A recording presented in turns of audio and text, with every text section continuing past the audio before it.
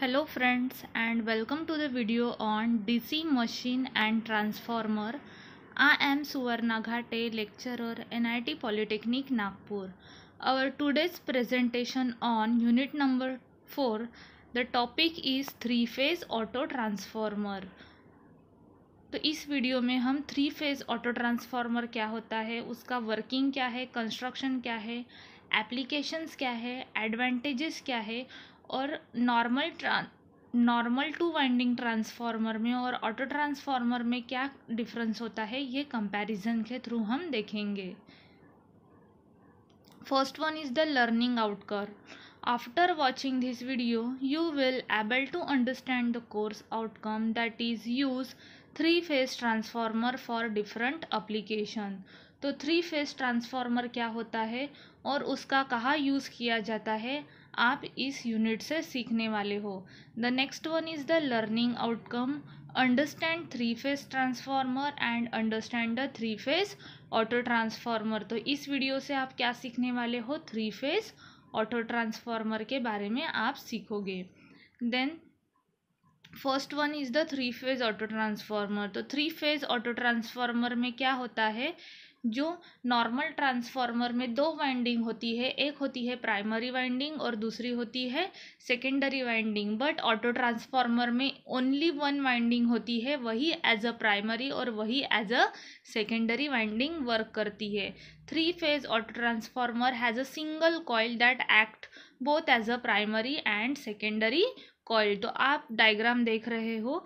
Then यहाँ पे L1, L2, L3, this is nothing but the our three faces R, Y, B और ये तीनों भी कनेक्टेड है एक न्यूट्रल को, मतलब this is the star connection winding. तो हम देखेंगे construction. The coil connected in star are placed on electromagnetic for each phase of auto transformer consist of single winding that is primary and secondary winding is common. जो हमारा winding की diagram थी वो कैसी थी, स्टार प्लेस थी और वो इलेक्ट्रोमैग्नेटिक इंडक्शन पे वर्क करेगा. जो ट्रांसफार्मर में एक सिंगल कॉइल होती है वही एज अ प्राइमरी और वही एज अ सेकेंडरी वर्क करेगा. The limbs are made up of lamination sheet, silicon steel. The output terminal connection are operated to get identical tapping of all the phases. जो एक single coil होती है वहाँ tapping की जाती है और हाफ पोर्शन जो होता है वो आउटपुट के लिए यूज़ किया जाता है और हाफ पोर्शन जो होता है जो हम इनपुट के लिए यूज़ करते हैं उसे हम टैपिंग देते हैं और जो कोर बनता है वो सिलिकॉन स्टील का होता है. वेरिएबल वोल्टेज में also obtain bye tapping for the output terminal connection required.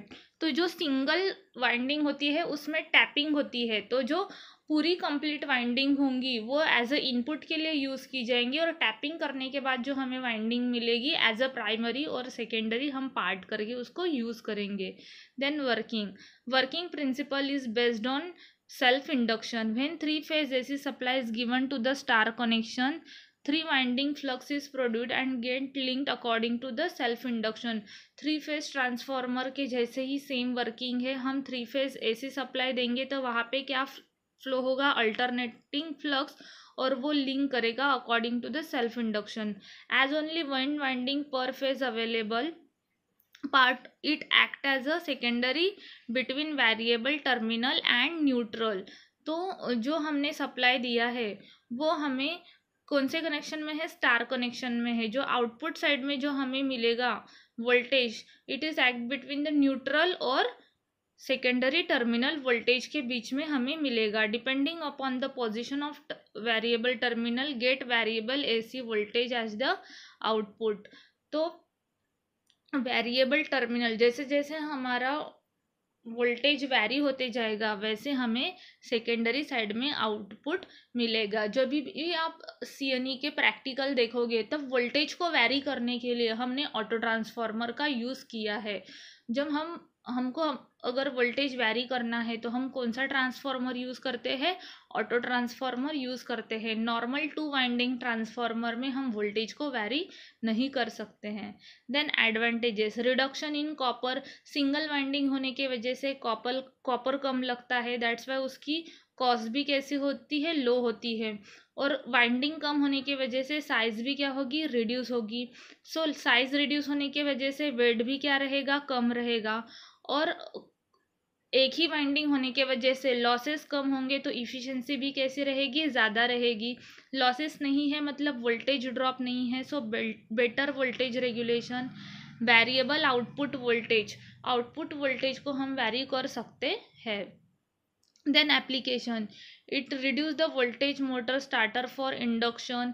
Series line voltage का वोल्टेज बूस्ट करने के लिए हम ऑटो ट्रांसफार्मर का यूज़ करते हैं। देन इंडक्शन मोटर में स्टार्टर एज अ प्रोवाइड करने के लिए हम ऑटो ट्रांसफार्मर का यूज़ करते हैं। Variac for supplying variable voltage to load, अगर हमें लोड को सप्लाई देना है, वोल्टेज देना है, तो हम उसको वैरी करने के लिए प्रैक्टिकली ऑटो ट्रांसफार्मर का यूज़ करते हैं। दो इंटरकनेक्शन को पावर ग्रिड के जो पावर सिस्टम का इंटरकनेक्शन बैलेंस वोल्टेज करने के लिए हमें ऑटो ट्रांसफार्मर का यूज़ होता है। फिर हम देखेंगे comparison of auto transformer and two winding transformer. तो सबसे पहले हम देखते हैं ऑटो ट्रांसफार्मर में electric isolation input and output side में नहीं होता है। टू वाइंडिंग ट्रांसफार्मर में इनपुट एंड आउटपुट दोनों भी साइड इलेक्ट्रिकली आइसोलेटेड होते हैं। Then power is lowest, the power is more. जो ऑटो ट्रांसफार्मर होता है वो लो पावर के लिए यूज़ किया जाता है and two winding transformer high power के लिए यूज़ किया जाता है। Saving in copper in auto transformer में एक ही वाइंडिंग होने की वजह से कॉपर ऑटो ट्रांसफार्मर में सेव होता है, बट टू वाइंडिंग ट्रांसफार्मर में दो वाइंडिंग होने की वजह से वहाँ कॉपर सेविंग करना पॉसिबल नहीं होता है। It is use for low power circuit as compare to two winding. जो पावर सर्किट है वो लो होगा क्योंकि पावर की कैपेसिटी लो है as compare to two winding. It can be use for higher power circuit. Two winding transformer हम high voltage high power के लिए यूज़ करते हैं, that's why it is use for the higher power circuit. अब हम winding ही कम है auto transformer में तो इसकी कॉस्ट भी कैसे रहेगी, कम रहेगी। और टू वाइंडिंग ट्रांसफार्मर में वाइंडिंग दो होने की वजह से इसकी कॉस्ट ज़्यादा रहेगी।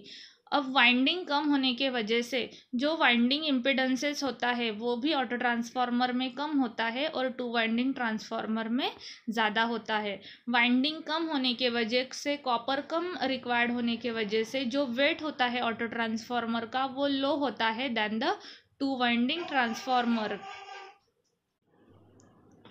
इफ़िशेंसी जो होती है ट्रांसफार्मर की वो मोर होगी क्योंकि पावर लॉस कम होता है और इफ़िशेंसी टू वाइंडिंग की ज़्यादा होती है। तो अब हम देखेंगे समरी। तो इस वीडियो में हमने क्या देखा है, ऑटो ट्रांसफार्मर क्या होता है, उसके एडवांटेजेस, डिसएडवांटेजेस एंड एप्लीकेशन क्या है।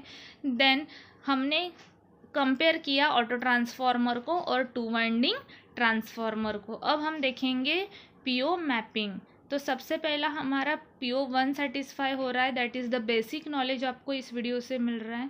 देन PO6 इज़ जब आप इंडिविजुअली वर्क करोगे तो आपको प्रोजेक्ट मैनेजमेंट आना चाहिए। जब माइक्रो प्रोजेक्ट करोगे दैट्स वाई आपका PO6 सेटिस्फाई हो रहा है। And PO7 is the life long learning. जब भी आप इंडस्ट्री में वर्क करोगे तो आपको ऑटो ट्रांसफार्मर का नॉलेज इस वीडियो से मिल रहा है, दैट्स वाई PO7 सेटिस्फाई हो रहा है। Thank you.